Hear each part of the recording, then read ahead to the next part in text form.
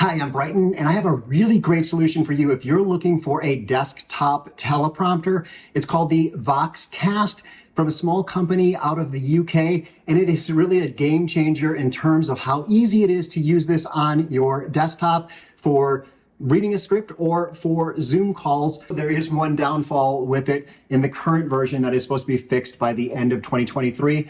If you are on a newer Macintosh, an M1 or an M2 chip, which is my computer upstairs, this is not compatible yet, but they are changing out the camera, so it will be compatible in the near future. But right now, I got my old Mac that I set up here in my kitchen to show you how this thing works, because I think you're going to want to see it. So here it is from the side view. You can see my computer screen here, and the monitor is actually sitting behind this. So this is sitting on the monitor, just kind of clips on to the monitor. Really simple. There is a 45-degree piece of one-way mirror in here. So I'm looking through at my monitor, but this up here is the camera. It is looking down at the mirror. So what's showing up in the camera is me, but I am looking through at either the script or someone else on a Zoom call. So I've decided to start out with it in the carrying case that it comes in and show you how to set it up. And then I'll show you how to set it up with Zoom. You could also use something like ScriptFlow if you wanted to read a script. The same ideas work there too.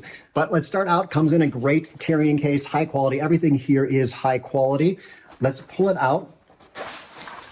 I just love how this presentation is. Also, it does come with a manual here. And the manual is in really, really good English and also with lots of photos. So it shows you exactly, how to pull things out, exactly how they fit together when they're being stored, things like that. But let's open it up. So the camera will plug into your USB port. It also comes with a light, so you'll need two USB ports. It comes with one extension cable, so USB extension cable if you need to use that. I don't need that for my computer, but let's do this. I can release the Velcro here and then pull that out of the way. And then this just comes off of this extra piece of plastic and folds open like that. And the one-way mirror just pops down. So I'm going to fold up the light. And the light is removable, by the way. You can take this and just easily remove the light if you don't need to use it. One thing I noted is that the camera that's in here is not really great at low light. So you might want to use this light more often than you'd think. There we go, that's together. Wish there was a little lock that you could lock it open. And then depending on your screen size, here on these two sides, there are two different pieces that you can use to attach this to your screen. So I think I use this one, and you go back here and just plug this in, plug the U-shape in, and that is upside down. Plug the U-shape in like that, and it clicks into place. And then what you need to do, actually I'm gonna open these up. These need to plug into the back of the computer. The light, you can change the light to different color temperatures and brightnesses and things like that, kind of standard. And then you'll put this on top of your computer. So let's move this up here.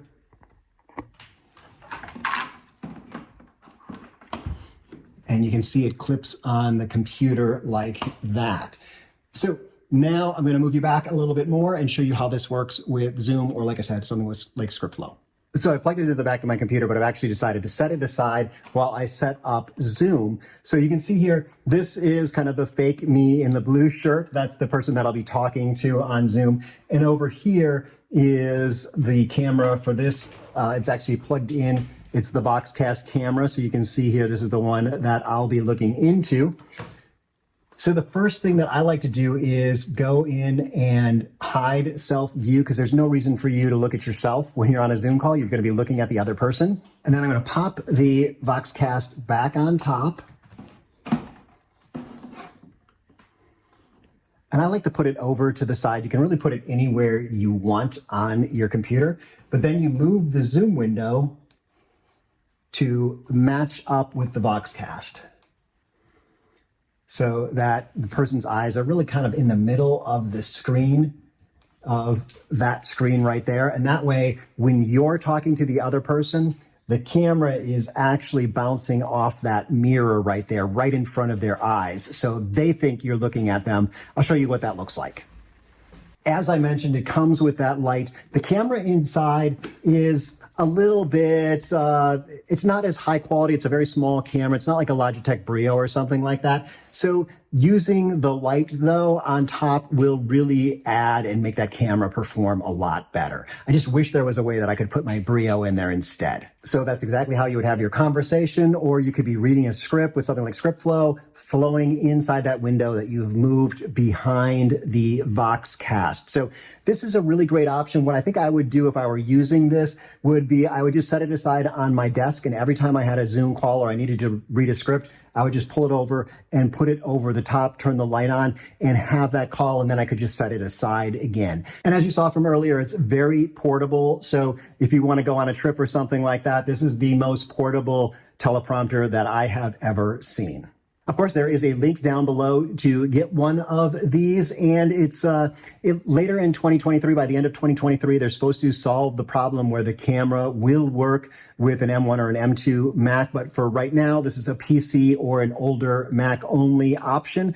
But not too many months from when I'm making this video, they should have that solved, and hopefully they'll be able to upgrade that camera just a little bit too. So let me know down in the comments below if you have any questions, or reach out to Brighton at brightonwestvideo.com. That's probably the best way to get in touch with me. I look forward to chatting with you soon.